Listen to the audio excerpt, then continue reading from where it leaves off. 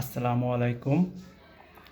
আজকের আমাদের আলোচনার বিষয় হার্টের ভিতরের আস্তরণে ইনফেকশন, যেটাকে বলা হয় ইনফেকটিভ এন্ডোকার্ডাইটিস। হার্টের ভিতরের আস্তরণে যদি ইনফেকশন হয়, সেক্ষেত্রে হার্টের ভিতরের দেওয়াল থেকে এটা হার্টের ভালভেও জীবাণু সংক্রমণ আক্রমণ করতে পারে।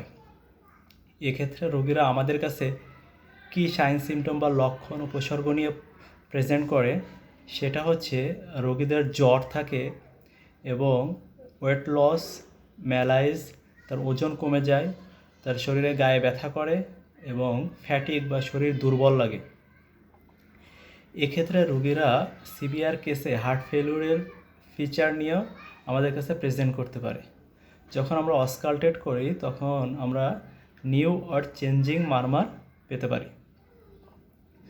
যদি এখানে ফিব্রিন এবং প্লাটিলেট জমা হয়ে হার্টের ভিতরে আস্তরণে বা ভালভে এটা নন ব্যাকটেরিয়াল থ্রোম্বোএম্বোলিজম করে এবং যদি ব্যাকটেরিয়া এর সাথে যুক্ত হয় বা মাইক্রো অর্গানিজম এর সাথে যুক্ত হয়, তখন এটা ভেজিটেশন ফর্ম করে। এই ভেজিটেশন থেকে পরবর্তীতে এম্বোলিক ফেনোমেনন হতে পারে। এম্বোলিক ফেনোমেনন হচ্ছে একটা ক্লট, এই থ্রোম্বাসটা আমাদের হার্টের ওইখান থেকে ছুটে দেয়, যদি ব্রেনে দেয় সেক্ষেত্রে স্ট্রোক হতে পারে, যদি পায়ে যায় অ্যাকিউট লিম্ব ইস্কেমিয়া হয়ে আসতে পারে, স্প্লিন বা প্লিহাতে গেলে স্প্লেনিক ইনফার্ট নিয়ে আসতে পারে। এক্ষেত্রে আমরা স্প্লিনটা একটু বড় পাই, জাস্ট পালপেবল বা টিপস স্প্লিনোমেগালি বলা হয়। জাস্ট পালপেবল স্প্লিনটা আমরা অ্যাবডোমেনে পেটে হাত দিলে পালপেট করলে পাই। এছাড়া আপনার পালমোনারি এম্বোলিজম ডেভেলপ করতে পারে এই থ্রোম্বোএম্বোলিজম থেকে। এছাড়া আমরা কিছু লক্ষণ পাই, যেমন রক্তশূন্যতা বা অ্যানিমিয়া থাকতে পারে, চোখে আমরা রড স্পট পাই, তারপরে হাতের আঙ্গুলে স্প্লিন্টার হেমোরেজ, জ্যানুয়েলেশন, অসলার নোটস এগুলো পাওয়া যেতে পারে। এছাড়া আমরা প্রস্রাবের মাধ্যমে এটা রক্ত যেয়ে থাকে, একে আমরা বলি মাইক্রোস্কোপিক হেমাচুরিয়া। কী ধরনের রিস্ক ফ্যাক্টর থাকলে আপনার ইনফেক্টিভ এন্ডোকার্ডাইটিস বা হার্টে ইনফেকশন হওয়ার সম্ভাবনা বেশি থাকে? সবার প্রথমে আমাদের দেশে কমন হচ্ছে আইভি ড্রাগ ইউজ বা আইভি ড্রাগ অ্যাবিউজ। যারা নেশা করে শিরাপথে ড্রাগ নিয়ে, তাদের ক্ষেত্রে এই ইনফেক্টিভ এন্ডোকার্ডাইটিসটা খুব কমন। এটা আমাদের হার্টের ডান পাশে, রাইট হার্টের, বিশেষ করে ট্রাইকাসপিড ভ্যালভে এবং রাইট হার্টে ইনফেক্টিভ এন্ডোকার্ডাইটিসের ভিতরে আস্তরণে ইনফেকশনটা বেশি করে। এছাড়া যদি কারো আগে থেকে যদি বাতজ্বর, রিউমাটিক হার্ট ডিজিজ থাকে, বয়সজনিত কারণে যদি কারো ডিজেনারেটিভ ভালভ থাকে, এছাড়া যদি ভালভুলার প্রোলাপস, ভালভ যদি পড়ে যেয়ে থাকে, মানে এই ধরনের অ্যানোমালি থাকলে তাদের ক্ষেত্রেও এই ইনফেক্টিভ এন্ডোকার্ডাইটিস বা হার্টের ইনফেকশন হওয়ার সম্ভাবনা বেশি থাকে।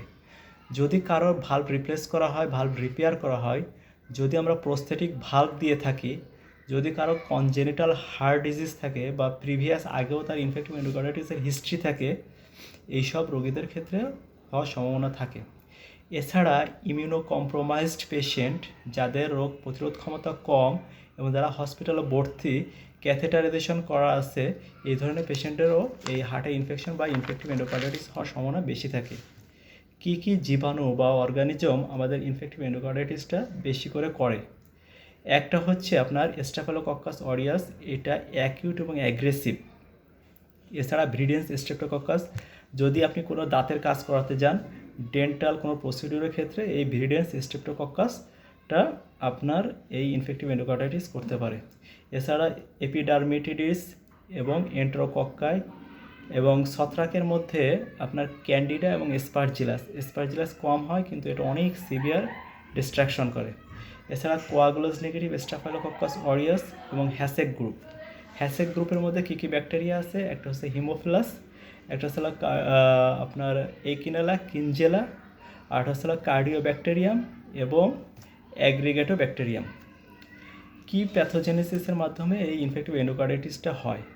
একটা হচ্ছে ফিব্রিন এবং প্লাটিলেট, রক্তে কণিকা থাকে অনুচক্রিকা, এই প্লাটিলেট এবং ফিব্রিনটা মিলে নন ব্যাকটেরিয়াল থ্রোম্বাস ফর্মেশন করে। এটা হার্টের ভালভে বা হার্টের ভিতরে, হৃৎপিণ্ডের ভিতরে স্তরে জমা হয়। এরপরে এটার উপরে মাইক্রো অর্গানিজম বা জীবাণু এসে তিনটা মিলে তৈরি করে ভেজিটেশন। এই ভেজিটেশন পরে এম্বোলিক ফেনোমেনন করে, এখান থেকে ছুটে দেয় শরীরের বিভিন্ন অঙ্গে, যে সেই আটকে যে pulmonary embolism, stroke, limb ischaemia করে রক্ত সাপ্লাই বন্ধ করে দিয়ে সেখানে ডিভাস্টেটিং প্রবলেমগুলো তৈরি করে। এছাড়া হচ্ছে আপনার ব্যাকটেরিয়ামিয়া রক্ত ইনফেকশনের পরিমাণ বাড়িয়ে দেয় এবং ভেজিটেশনটা আপনার হার্টের ভালভের ডিস্ট্রাকশন করতে পারে। আমরা কি ধরনের ইনভেস্টিগেশন পরীক্ষা করে এটা বলতে পারি? একটা হচ্ছে ল্যাব ইনভেস্টিগেশন, সেটা হচ্ছে আপনার সিবিসি আমরা করি, এক্ষেত্রে নর্মোসাইটিক অ্যানিমিয়া পেয়ে থাকি।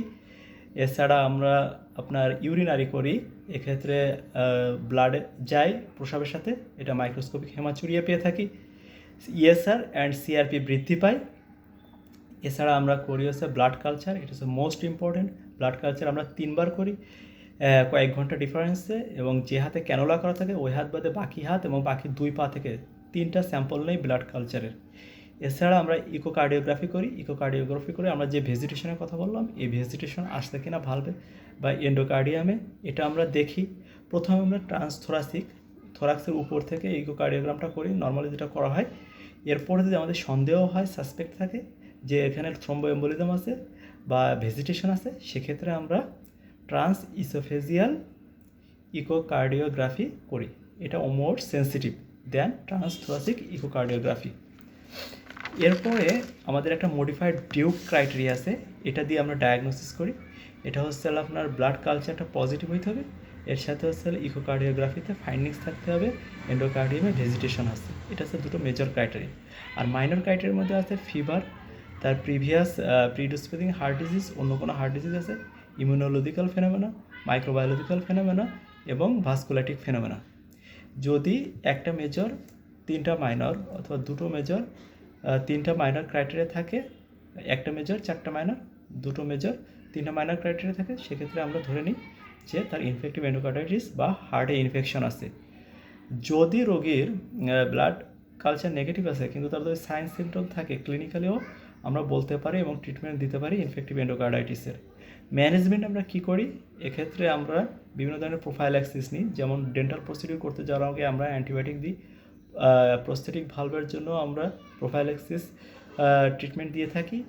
এরপরে আমরা ইনফেক্টিভ এন্ডোকার্ডাইটিস নিয়ে প্রেজেন্ট করলে ম্যানেজমেন্টে আমরা আইভি অ্যান্টিবায়োটিক দিই। এটা ডায়াগনোসিস করার পরে আমরা অ্যান্টিবায়োটিকটা দিয়ে থাকি অ্যাটলিস্ট 4 to 6 weeks।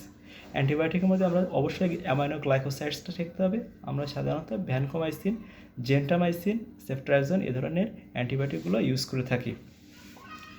এবং আমরা ব্লাড কালচারে যে কালচার সেন্সিটিভিটি রিপোর্ট অনুযায়ী আমরা টার্গেটেড অ্যান্টিবায়োটিক দিব এই ইনফেক্টিভ এন্ডোকার্ডাইটিসের ক্ষেত্রে।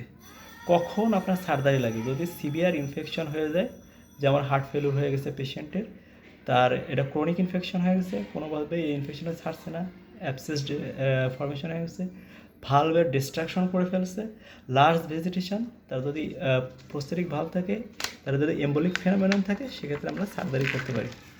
কী কী কমপ্লিকেশন জটিলতা নিয়ে প্রেজেন্ট করে? একটা হচ্ছে হার্ট ফেলিউর, একটা হচ্ছে অ্যাবসেস ফর্মেশন, আরেকটা হচ্ছে হার্টের ভালভের ডিস্ট্রাকশন, আরেকটা হচ্ছে স্ট্রোক বা এম্বোলিক ফেনোমেনন, স্প্লেনোমেগালি, স্প্লেনিক ইনফার্ট এবং লিম্বের ইসকেমিয়া, অ্যাকিউট লিম্ব ইসকেমিয়া, এগুলো নিয়ে প্রেজেন্ট করে। এছাড়া ইন এ নাটশেল যদি আমরা বলি, সেক্ষেত্রে যদি ফিভার থাকে, তার সাথে যদি আমরা একটা নিউ আর চেঞ্জিং মারমার পাই, সেক্ষেত্রে আমরা ক্লিনিক্যালি বলতে পারি যে এই পেশেন্টের আপনার ইনফেক্টিভ এন্ডোকার্ডাইটিস বা হার্টে ইনফেকশন আছে। এছাড়া কি ফ্যাক্টর হচ্ছে যে আপনার ব্লাড কালচার পজিটিভ হতে পারে।